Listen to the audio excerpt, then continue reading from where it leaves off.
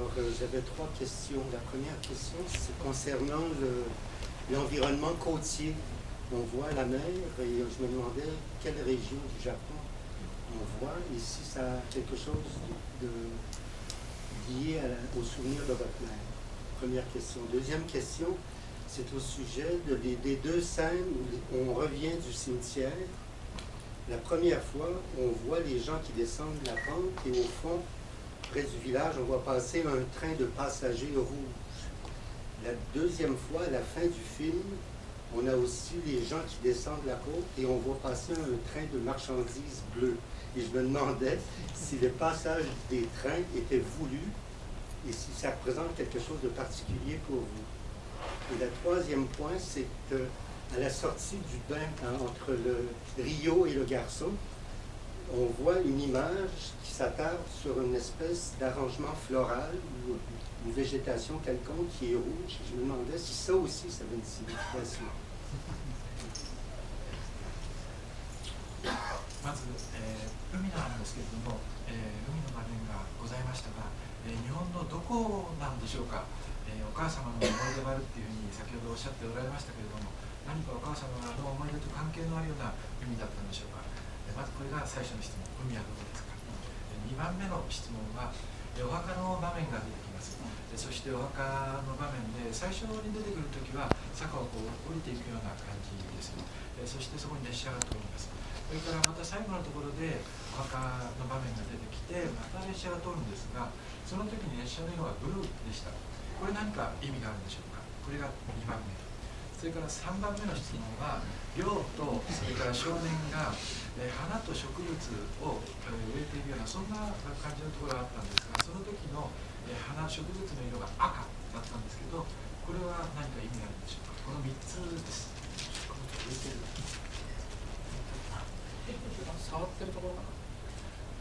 Troisième question, est-ce que c'était au moment où il touchait les plantes? Touchait quoi? Les plantes. Non, non, non, non. On voit, on a laissé le père et le garçon dans la salle de bain. C'est le soir, c'est dans la pénombre et on voit simplement une plante, une espèce de petit bouquet ou une plante de couleur rouge. Je ne savais pas trop ce que c'était, mais je me suis demandé pourquoi c'était là à ce moment-là. Il y a quelqu'un qui dit que oui, aussi, il a vu. 赤い何かブケのようなそういうお花に、お花があったんですけど、その赤の、植物の意味は何かあったんでしょう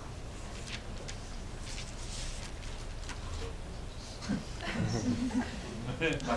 一つ目の質問で言いますとですね、母親の思い出はかなり重ねてはいるんですけれども、話としてはフィクションなのでシチュエーション自体は創作です。海はですね、神奈川県の茅ヶ崎という、茅ヶ崎の海を撮影しております。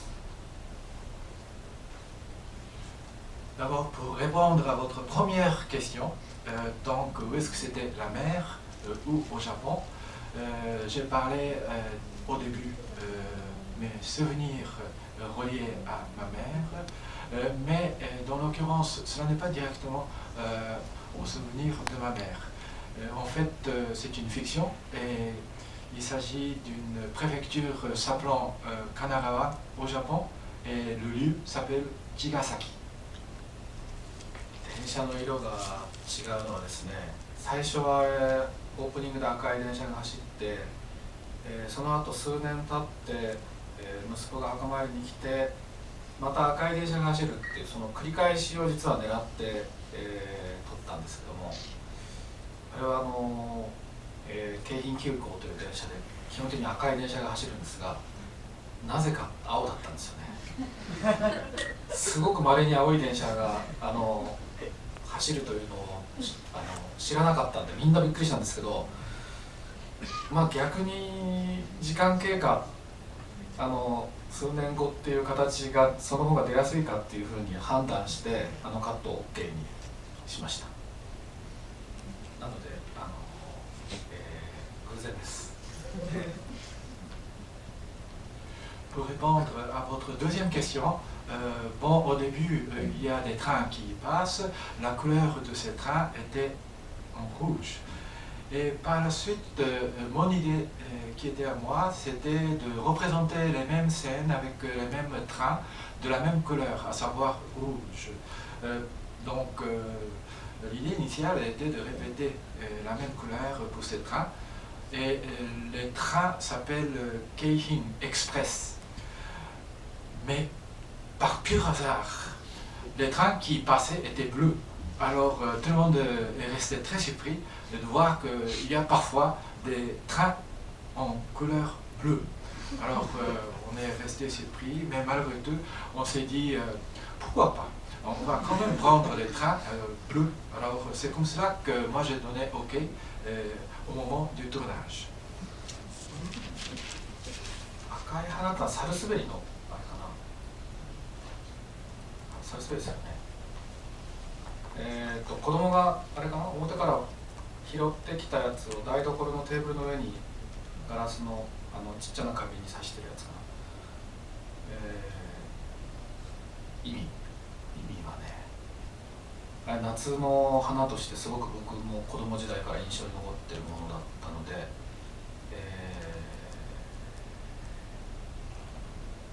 使いました。たまたま撮影の場所で使わせてもらった病院の周りにたくさん咲いてたので、基本的に家の中でずっと進んでいく話なので、その家の中に何か別のものを、外部から持ち込む瞬間っていうのを何回かやろうと思って、で一つ目が、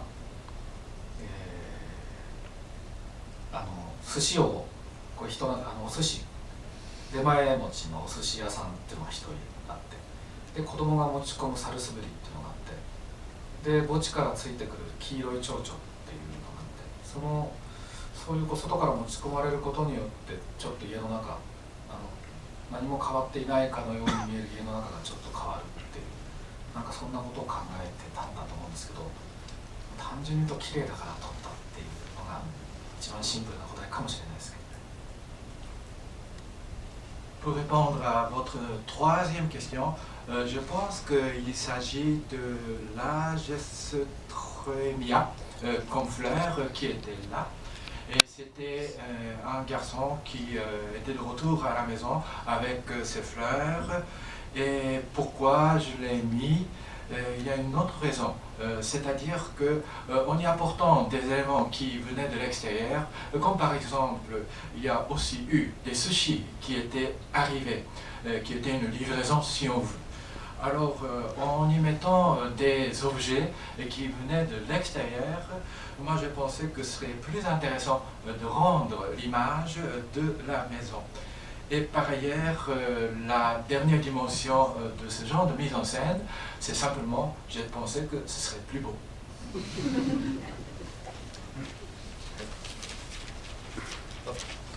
D'accord. Alors on va rester dans la couleur. Alors l'histoire du papillon blanc et jaune. À la fin du film, au cimetière, le père raconte à sa jeune fille que cette histoire du papillon jaune et blanc.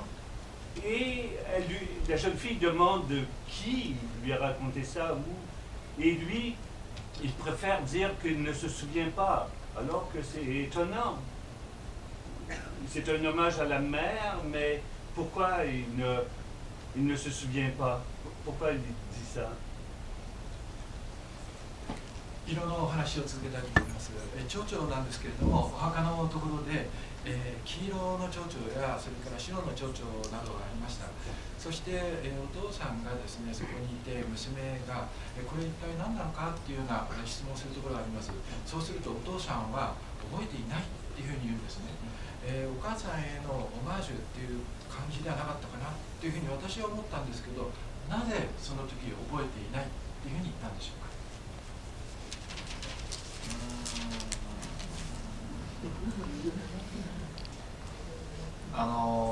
誰が語ったかということが忘れられても、語った内容がこう世代を超えて伝わっていくっていうのがいいかなと思ったんですよね。それは同じような会話がもう一つ手前でね、母親がトウモロコシの天ぷらを作っていて、誰に教わったのおばあちゃんって聞かれて、誰だったかしらねって濁すんですけども、そういうふうにこう家の中で語られていく内容とか作られていく料理っていうのが誰から誰に渡されたっていうことではなくて、何かその認証を離れて人から人へ伝わっていくっていうのがリアルかなっていうふうにちょっと思ったんで、あそこはそういう会話にしました。Pourquoi j'ai mis ce genre de conversation là-bas? Et il ne se souvenait pas. Pourquoi? Parce que certaines choses sont là pour être retenues comme souvenirs, mais certaines choses, ça se passe d'une génération à l'autre sans qu'on se souvienne qui a dit cela. Alors c'est de la même façon que moi j'ai mis une scène dans laquelle la personne dont il est question a dit « je ne me souviens pas ». C'est la même chose avec la mère qui était en train de faire tempura avec maïs. Et la mère a dit oh, probablement ça vient de grand-mère, mais pas de façon explicite, mais plutôt de façon implicite. Alors la cuisine familiale, c'est la même chose. On apprend d'une génération à l'autre, mais on ne se souvient pas vraiment de qui que ça vient. C'est un peu dans ce genre d'esprit. De qui à qui n'est pas important. Ce qui est important, c'est que les souvenirs restent entre les personnes de cette manière. ちなみに黄色い蝶々はモンシロチョウが年越して翌年戻ってくるんだっていう話は、僕が子供の頃に母親から教えてもらった話だったんですけど、この映画を作るにあたって調べたら嘘で、全く別の種類の蝶々だということが分かって、ちょっとショックだったんですけど。Pour ce qui est des papillons blancs qui étaient de retour en changeant la couleur vers jaune, c'était ma mère qui m'a dit cela quand j'étais petit. Les papillons reviennent en changeant de couleur pour le jaune. Alors j'ai découvert en faisant ce film que ma mère a menti.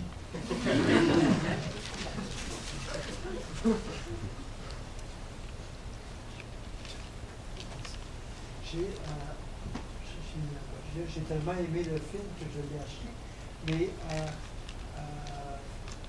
j'arrive toujours pas à comprendre, il me semble que je ne suis pas bien vite sur mes patins, j'arrive pas à comprendre la traduction en anglais, Still Walking. Est-ce que ça nous réfère à la chanson que la dame a entendue en 70, ou bien non, j'arrive pas à faire le lien avec l'histoire familiale.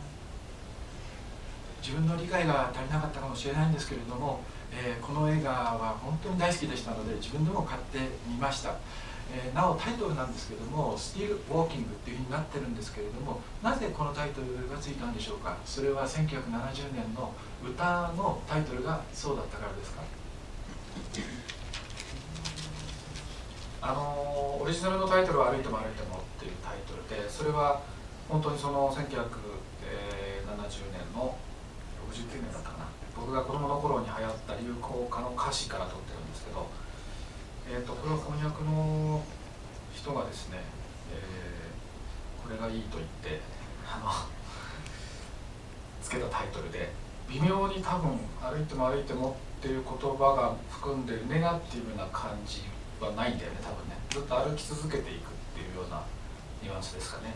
少しだからオリジナルタイトルより前向きなニュアンスのタイトルを、選んだんだと思いますけど、その辺はね、もう本当に 100% 信頼している、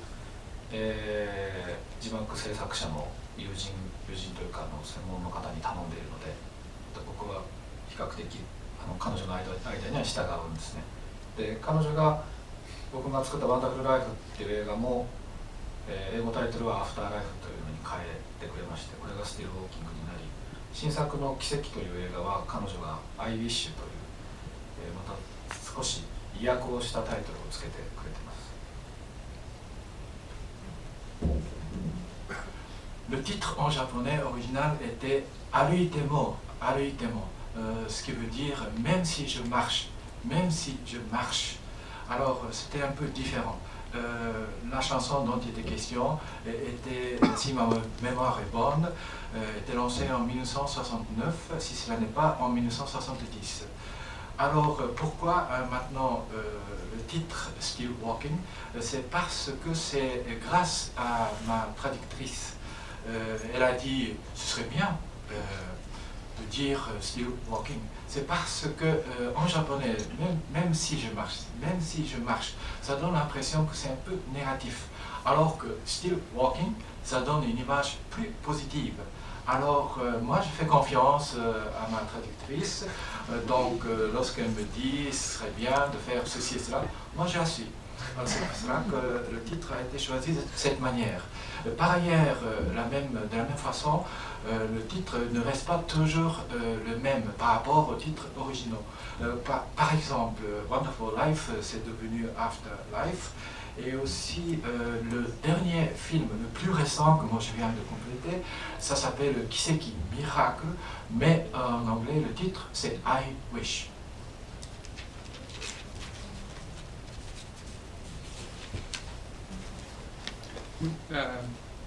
Déjà, merci pour ce film, et je ne pense pas être le seul à m'être retrouvé dedans. Ma question, c'est, en fait, je vois votre filmographie, et il y a beaucoup de genres, vous abordez beaucoup de genres différents, mais il y a une récurrence dans les thèmes. Et je me demande, quand il y a un nouveau projet qui s'impose à vous, comment il naît? C'est genre une volonté d'attaquer un nouveau genre, ou c'est toujours une volonté de thématique avant tout? Je ne sais pas si ma question est claire. 今回の作品ありがとうございました。そして作品の中で多くの人が出てきます。しかしながらこの多くの人がですね、繰り返し出てきて場面を構成しています。それからテーマ的にもですね、同じテーマというのがこう貫かれているという感じを持ちました。作品をお作りになるときにいつもテーマを貫こうとされますか、それとも人を中心に作品を作ろうと思いますか？人です。D'abord, les gens sont importants. テーマっていうのはほとんど考えないかもしれない、出来上がるまで。実は人とかまずワンシーンとか一言のセリフ、具体的なものを思い浮かべて、それが動いていく、その人間が動いていく、誰かと出会うっていうことが物語に発展するっていう、進め方をした方がうまくいくような気がします、経験上は。Il me semble, selon mes expériences du passé, ce serait bon de ne pas penser aux thématiques au départ, mais plutôt, je pense, aux gens qui devraient être là. Et les gens rencontrent d'autres personnes, donc ça donne la naissance de nouveaux mouvements et aussi de nouvelles rencontres. Et par l'intermédiaire de ces nouvelles rencontres, les thèmes viennent de façon tout à fait naturelle. C'est mieux, je pense, de concevoir le film de cette manière. 今回の映画でいうと、主人公の男が最後にバスに乗って帰っていくときに、ちょっと間に合わないんだよなって一言つぶやくんですけど、あれはあそこでつぶやいてる内容はその相撲取りの名前が思い出せなかったっていうすごい些細なことですけど、一言は僕が母親の葬式が終わった後に自分で、心の中でですけどつぶやいた言葉だったんですよね。なんかなんだろうね、何かいろんなことが間に合わないまま父親が死んで母親が死んでっていう感覚が僕の中にあったので、なんかそういう言葉、ちょっといつもちょっと間に合わないっていう言葉を発する40過ぎの男っていうところから話をこう展開していくんですけどね。